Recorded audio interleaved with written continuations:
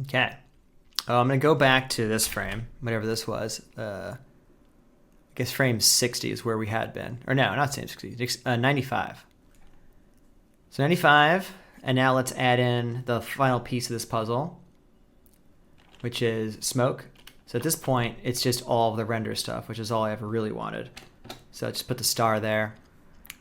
And before we even do that, let's take the smoke, put that pyro material on him. Not him, I always keep doing that. Put it on the render one here. Material, good. And let's see what that looks like. Oops, doing an actual big ol' render. I meant to go back to override the camera resolution here so that it renders faster.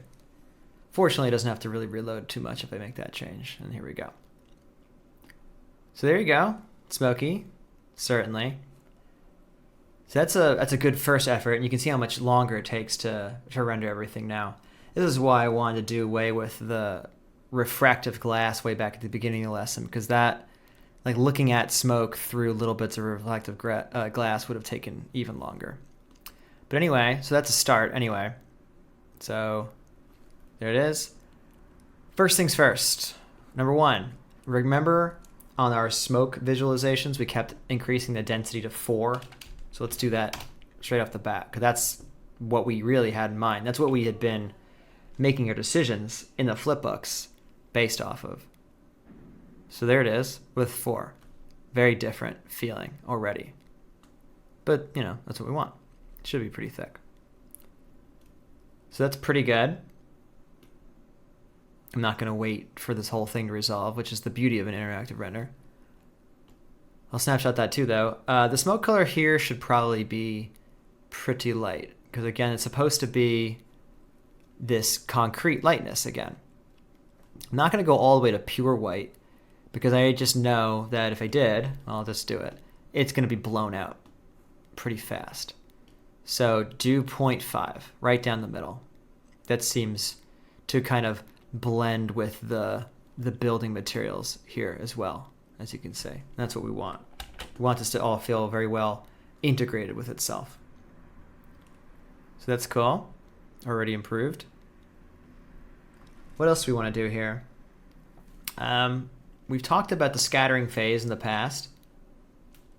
If we make it negative, it'll be more reflective. If we make it positive, it'll be more transparent. This is probably the kind of thing that we would make more negative. So let's try it out.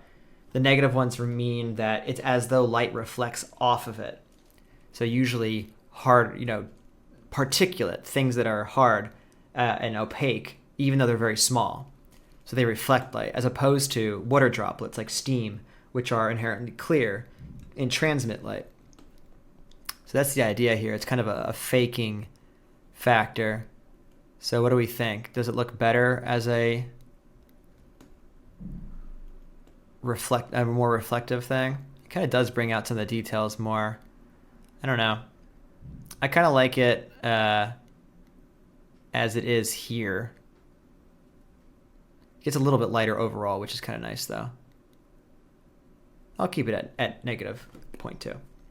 I actually think I convinced myself. I mean, that's what it should be anyway, because it is a reflective medium, not water vapor. So there it is. And the only other thing I could say is the actual real light scattering that will happen with these kinds of things. I don't know. I kind of like, now that I'm going back and forth between the two, I think I'm going to go back to the scattering phase being 0. I'm sorry. I kind of like, there's more of a range, like the darkers are dark here as opposed to here. And maybe it's technically more accurate this way. I think it just looks better the other way.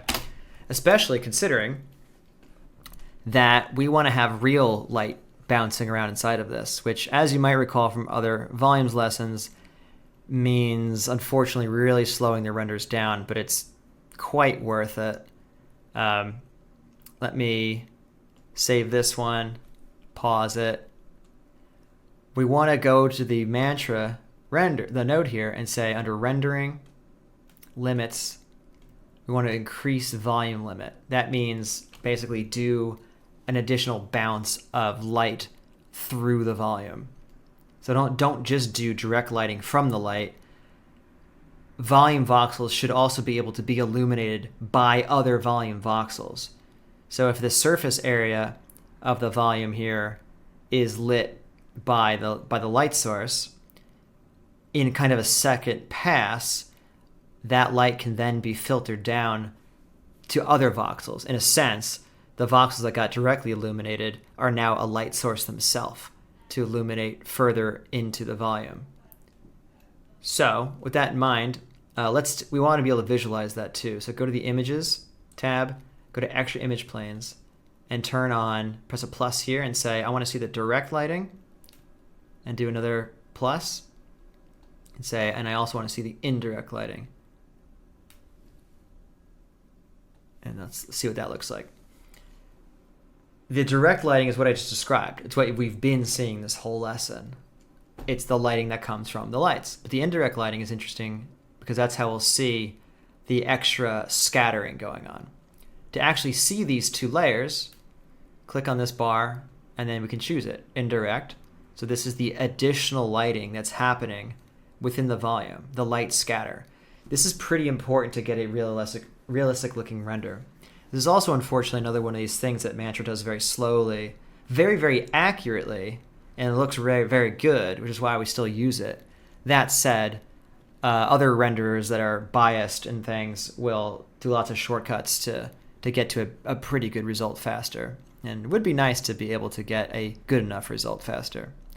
But anyway, so direct light looks like this, indirect looks like this, and then together it looks like this.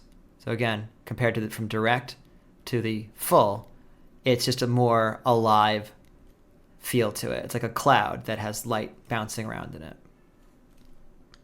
So that will add a significant, like maybe 30 to 40% more render time on, but it's pretty necessary. If you want to do a test render, I would strongly recommend just, turning it off. If you don't have the computing power to do it. That said, if you're just going to kick this off overnight, as I'm about to do, just keep it on. Because what's the difference between 4 hours and 6 hours when you're sleeping anyway? It will look so much better, as we can already see. So that's pretty cool. We can run a whole render now and see what it looks like. Or, if you're interested, let's talk about one more thing.